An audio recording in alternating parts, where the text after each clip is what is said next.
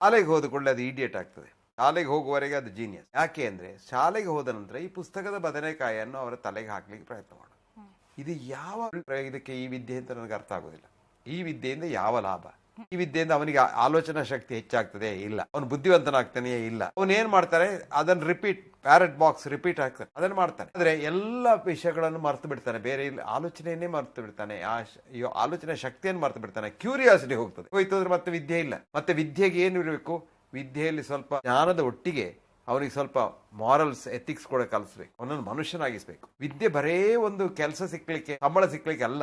ವಿದ್ಯೆ ಒಂದು ಮನುಷ್ಯನನ್ನು ಒಂದು ದೇಶದ ಪ್ರಜ್ಞಾವಂತ ಪ್ರಜೆಯಾಗಿ ಪರಿವರ್ತಿಸಬೇಕು. ಆ ಪ್ರಜ್ಞಾವಂತ ಪ್ರಜೆಗೆ 2 ಲಕ್ಷಣಗಳಿವೆ. ಒಂದು, ಕೆಲಸ ಮಾಡುವಂತ ಒಂದು ಹುರುಪು. Do I want to go to work or do I have to go to work ಅಂತ.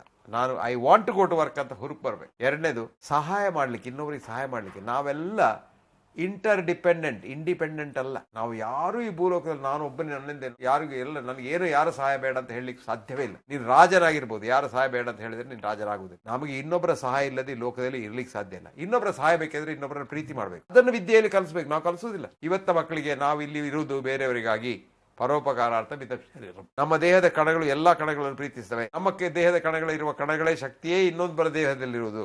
ಅವನ ಜಾತಿ ಬೇರೆ ಇರ್ಬೋದು, ಅವನ ಮತ ಬೇರೆ ಇರ್ಬೋದು, ಅವನ ಬಣ್ಣ ಬೇರೆ ಇರ್ಬೋದು, ಅವನ ಮಾತು ಬೇರೆ ಇರ್ಬೋದು, ಅವನ ಭಾಷೆ ಬೇರೆ ಇರ್ಬೋದು, ತೊಂದರೆ ಇಲ್ಲ. ಅವನು ನಮ್ಮವನೇ, ನಮ್ಮ ಅಣ್ಣನೇ, ನನ್ನ ತಮ್ಮನೇ, ಅಷ್ಟೇ, ಏನು ವ್ಯತ್ಯಾಸ ಇಲ್ಲ. ಇದನ್ನೆಲ್ಲ ನಾವು ಮಕ್ಕಳಿಗೆ ಕಲಿಸೋದೇ ಇಲ್ಲ. ಇಷ್ಟು ಪುಸ್ತಕಗಳನ್ನು ದಿವಸಾಗ್ಲೂ ಬೆಳಿಗ್ಗೆ ಶಾಲೆಗೆ ಯಾಕೆ ಹೊತ್ತುಕೊಂಡು ಹೋಗಬಹುದು ನನಗೆ ಅರ್ಥ ಆಗೋದಿಲ್ಲ. ಯಾರಾದ್ರೂ ಇದಕ್ಕೊಂದು ನನಗೆ ಅರ್ಥ ಹೇಳಿದ್ರೆ ನಾನು ಅವ್ರು ಹೇಳಿದಾಗ ಕೇಳ್ತೇನೆ. ಅದಲ್ಲ, ಪುಸ್ತಕದಲ್ಲಿ ಇದನ್ನೇ ಮಾಸ್ಟರ್ ಕಲಿಸೋದಾದ್ರೆ ಮಾಸ್ಟರ್ ಯಾಕೆ ಅವ್ನು ಮನೇಲಿ ಕೂತ್ಕೊಂಡು ಪುಸ್ತಕ ಓದ್ಬೋದಲ್ವ? ಆಕ್ಚುಲಿ ನನ್ಗೆ ಮೊನ್ನೆ ಒಬ್ಬ ಹುಡುಗ ಬಂದ ಶಾಲೆಯಲ್ಲಿ, ನಾನು ಹೋದಾಗ. ಅವನು ಹೇಳಿದೆ, ಸರ್ ನನಗೆ ಈ ಶಾಲೆಯಲ್ಲಿ ಏನು ಕಲಿಲಿಲ್ಲ. ಯಾಕೆ ಅಂತ ಕೇಳಿದೆ. ಮಾಸ್ಟರ್ ಕೂಡ ಪುಸ್ತಕದಲ್ಲಿದ್ದಾನೆ ಹೇಳಿಕೊಡ್ತಾರೆ. ಇದು ನಮ್ಮ ಕ್ರಮ. ನಾನು ಈಗಲೂ ನೆನಪುಂಟು, ನಾನು 62ನೇ ಇಸ್ವಿಯಲ್ಲಿ ಮೊದಲಿಗೆ ಮೆಡಿಕಲ್ ಕಾಲೇಜಲ್ಲಿ ಮಾಸ್ಟರ್ ಆದವಾಗ ಶುರುವಿನ ದಿವಸ ನನಗೊಂದು ಕ್ಲಾಸ್ ತೆಕ್ಕೊಳ್ಳಿಕ್ಕೆ, ವಾಟರ್ ಅಂಡ್ ಎಲೆಕ್ಟ್ರೈಟ್ ಬ್ಯಾಲೆನ್ಸ್ ಅಂತ. ಇದು ಬಹಳ ಕಷ್ಟದ ಒಂದು ಸಬ್ಜೆಕ್ಟ್ ನಮ್ಮ ಮೆಡಿಸಿನ್ ಅಲ್ಲಿ. ನಾನೇ ಸ್ಟೂಡೆಂಟ್ ಆಗಿರೋ ನನಗೆ ಅರ್ಥ ಆಗ್ಲಿಲ್ಲ.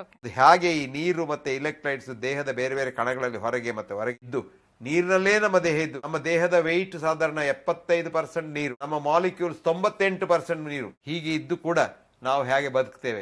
ಆ ಒಂದು ನಿಮಿಷದಲ್ಲಿ ಎಷ್ಟು ಕೆಲಸ ಆಗ್ತದೆ? ಒಂದು ನಿಮಿಷದಲ್ಲಿ ನಮ್ಮ ದೇಹದಲ್ಲಿ ಸಾಧಾರಣ 3 ಬಿಲಿಯನ್ ಬೇರೆ ಬೇರೆ ಕೆಲಸಗಳು ನಡೀತವೆ.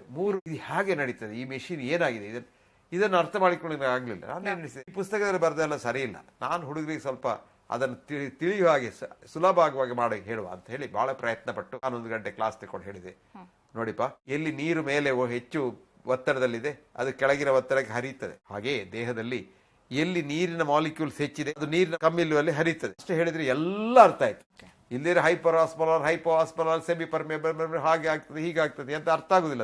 ಅದನ್ನ ಬಾಯ್ಪಾಠ ಕಲಿಬೇಕು, ಬಾಯ್ಪಾಠ ಕಲ್ತು ಹೇಳ್ಬೇಕು. ಅದು ಕೂಡ ಸರಿ ಇಲ್ಲ. ಯಾಕಂದ್ರೆ ನಾವು ಕಲಿಸೋದವರಿಗೆ ಅದು ಒಂದು ಕ್ಯಾಪಿಲರಿ ಪ್ರೆಷರ್ ಉಂಟು, ಅದಕ್ಕೆ ಆರ್ಟಿರಿಯಲ್ ಎಂಡದ ಕ್ಯಾಪಿಲರಿ ಹೆಚ್ಚು ಉಂಟು, ವೀನಸ್ ಎಂಡದ ಕ್ಯಾಪಿಲರಿ ಕಮ್ಮಿ ಉಂಟು. ಇಲ್ಲಿ ಹೆಚ್ಚದ್ರಿಂದ ಅಲ್ಲಿ ಹೆಚ್ಚು ನೀರು ಹೊರಗೆ ಬರ್ತದೆ, ಇಲ್ಲಿ ಕಮ್ಮಿ ಇದ್ರಿಂದ ಕಮ್ಮಿ ನೀರು ಹೊರಗೆ ಬರ್ತದೆ. ಎಲ್ಲ ಸುಳ್ಳು. ನೀರು ಒಂದೇ ಲೆಕ್ಕದಲ್ಲಿ ಎಲ್ಲ ಕಡೆ ಹೊರಗೆ ಬರ್ತದೆ. ಹೇಗೆ ಬರ್ತದೆ? ನೀರನ್ನು ನೀರು ಅಟ್ರಾಕ್ಟ್ ಮಾಡ್ತದೆ. ನೀರಿನ ಮಾಲಿಕ್ಯೂಲ್ ಎಲ್ಲಿ ಹೆಚ್ಚಿಗೊಂಡು ಅಲ್ಲಿಂದ ನೀರಿನ ಎಲ್ಲಿ ಕಮ್ಮಿ ಉಂಟು ಅಲ್ಲಿ ಬರ್ತದೆ. ಬಹಳ ಸುಲಭ. ಎಲ್ಲ ಹುಡುಗರು ಅಂತ ಹೇಳಿ, ಸರ್ ಇಂಥದ್ದೊಂದು ಅದ್ಭುತಕ್ಕೆ ನಾವು ಕೇಳಲೇ ಇಲ್ಲ, ಇದು ಬಹಳ ಸುಲಭ, ನಮ್ಗೆ ಎಲ್ಲ ಅರ್ಥ ಆಯ್ತು ಅಂತ ಹೇಳಿ. ಇದನ್ನು ನಾನು ಪ್ರಯತ್ನ ಮಾಡ್ಲಿಕ್ಕೆ ಬಹಳ ಪ್ರಯತ್ನ ಮಾಡಿದೆ. ನಾನು ನನ್ನ 60 ವರ್ಷದಲ್ಲಿ ನಾನು ಪ್ರಯತ್ನ ಮಾಡಿ ಬದಲಾಯಿಸಿದನ್ನು ಪುನಃ ನಾನು ರಿಟೈರ್ ಆದಗಳು ಅದನ್ನು ತಿರುಗಿ ಹಾಗೆ ಮಾಡ್ತಾರೆ. ನಾನು ಪರೀಕ್ಷಾ ಪದ್ಧತಿಯನ್ನು ಬದಲು ಮಾಡಲಿಕ್ಕೆ ನಾನು ಇಂಗ್ಲೆಂಡ್ ನಲ್ಲಿ ಎಕ್ಸಾಮಿನ್ ಆದಾಗ ಇದ್ದ ಸುಲಭದ ವೆತ್ತಡ ಇಲ್ಲಿ ತಂದು MD ಎಕ್ಸಾಮ್ಗೆ ಅಪ್ಲೈ ಮಾಡಿದೆ. ನಾನು ರಿಟೈರ್ ಆಗುವವರೆಗೆ ಅದೇ ನಡೀತಾ ಇತ್ತು. ನಾನು ಪುನಃ ಬ್ಯಾಕ್ ಟು ಸ್ಕ್ವೇರ್ ಒನ್. ಯಾಕಂದ್ರೆ ಅವರಿಗೆ ಅದು ಸುಲಭ, ಮಾರ್ಕ್ ಮಾಡ್ಲಿಕ್ಕೆ ಸುಲಭ. ಈ ಹೊಸ ಸಿಸ್ಟಮ್ ಮಾಸ್ಟರ್ಗೆ ಹೆಚ್ಚು ಕೆಲಸ, ಸ್ಟೂಡೆಂಟ್ಗೆಲ್ಲ. ಅಂದ್ರೆ ಅದರಲ್ಲಿ ತಪ್ಪು ಮಾರ್ಕ್ ಮಾಡ್ಲಿಕ್ಕೆ ಆಗುದಿಲ್ಲ. ಅದರಲ್ಲಿ ಕ್ಲೋಸ್ ಮಾರ್ಕಿಂಗ್ ಸಿಸ್ಟಮ್ ಅಂತ ಬಹಳ ಕಷ್ಟ ಉಂಟದು.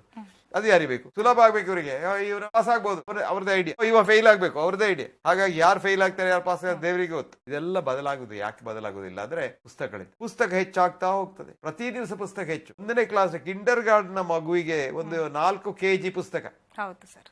ಅದು ಕೆಲವು ಶಾಲೆಯಲ್ಲಿ ಮಾಸ್ಟರ್ಗಳು ಎಷ್ಟು ಕ್ರೂರಿಗಳು ಅಂದ್ರೆ, ಪ್ರತಿ ಪುಸ್ತಕವನ್ನು ಪ್ರತಿ ದಿವಸ ಅವ್ರು ಹೊತ್ಕೊಂಡು ಬರ್ಬೇಕು. ಹೌದು, ಅವ್ರ ಕ್ಲಾಸಸ್ ಇರ್ಲಿ ಕ್ಲಾಸ್ ಇರ್ಲಿ ಇಲ್ಲದೆ ಇರ್ಲಿ. ಇದು ಏನಾಗ್ತದೆ ಅಂದ್ರೆ, ಚಿಕ್ಕ ವಯಸ್ಸಿನ ಎಲುಬು, ಅದು ಬೆಳೆಯುವ ಎಲುಬು, ಅದರಲ್ಲಿ ಇನ್ನೂ ಎಪಿಫಿಸಿಸ್ ಫ್ಯೂಸ್ ಆಗ್ಲಿಲ್ಲ, ಅದು ಬೆಂಡ್ ಆಗ್ತದೆ, ಗೂನ್ ಆಗ್ತದೆ.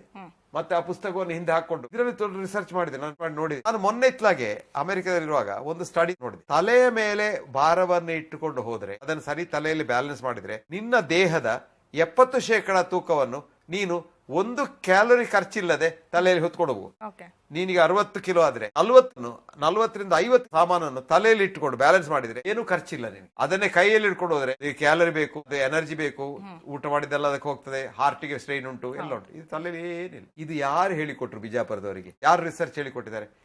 ಇದು ಅಲ್ಲ, ಅವರ ಅನುಭವ ಇದು. ಅನುಭವ. ಸಣ್ಣ ಕಟ್ಟಿರ್ಲಿ, ದೊಡ್ಡ ಕಟ್ಟಿರ್ಲಿ, ಏನೇ ಇರ್ಲಿ, ತಲೆ ಮೇಲೆ ಉಂಟು ಅವರು. ಆ ತಲೆ ಮೇಲೆ ಇಟ್ಕೊಂಡು ಬಹಳ ಚೆನ್ನಾಗಿ ವಾಕ್ ಮಾಡಿ ಹೋಗ್ತಾರೆ ಅವರು. ಅದನ್ನ ನೋಡ್ಲಿಕ್ಕೆ ಒಂದು ಚಂದ. ನಮ್ಮ ಊರಿನಲ್ಲಿ ಮಾಡ್ತಾರೆ. ಮೀನು ಮಾರುವ ಹೆಂಗಸರು. ಮೀನು ಅಂದ್ರೆ ಅದು ಬಹಳ ಹೆವಿ ಉಂಟು, ಅದು ನೀರುಂಟಲ್ವಾ, ಅವ್ರು ಎತ್ತಿ ತಲೆ ಮೇಲೆ ಒಮ್ಮೆ ಇಟ್ರೆ ಅದಕ್ಕೊಂದು ಅದು ತಲೆಗೆ ಅಡಿಗೆ ಒಂದು ಬ್ಯಾಲೆನ್ಸ್ ಇರ್ತಾರೆ. ಅದು ಬ್ಯಾಲೆನ್ಸ್. ಅವ್ರು ಚೆನ್ನಾಗಿ ನೆಕ್ಕಾಡಿಕೊಂಡು ಮಾತಾಡಿಕೊಂಡು ಗಮ್ಮತ್ನಲ್ಲಿ ಏನು ಖರ್ಚಿಲ್ಲದೆ ಹೋಗ್ತಾರೆ. ಮಕ್ಕಳು ಇದಕ್ಕೆ ಕೊಂಡೋಗ್ಲೇಬೇಕು ಅಂತ ಆದ್ರೆ ಅದು ತಲೆಯಲ್ಲಿ ಇಟ್ಕೊಂಡು ಹೋಗ್ಬೇಕು. ಅವಾಗ ಅವ್ರಿಗೆ ಖರ್ಚಿಲ್ಲ, ಬೆನ್ನು ಬಗ್ಗೋದಿಲ್ಲ, ಬೆನ್ನು ನೋವು ಆಗುದಿಲ್ಲ, ಮತ್ತೆ ಎಲುಬು ಡಾಕ್ಟರ್ ಹತ್ರ ಹೋಗ್ಬೇಕು ಅಂತಿಲ್ಲ, ಕುತ್ತಿಗೆ ನೋವು ಆಗುದಿಲ್ಲ.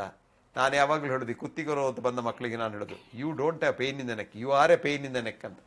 ಯಾಕೆ? ಟೆನ್ಸ್ ಆಗ್ತಾರೆ ಮಕ್ಕಳು. ಶಾಲೆಗೆ ಹೋಗುದಾದ್ರೆ ಬೆಳಿಗ್ಗೆ ಟೆನ್ಷನ್, ಎಲ್ಲ ಮಸಲ್ ಫುಲ್ ಟೆನ್ಷನ್ ಅಲ್ಲಿ.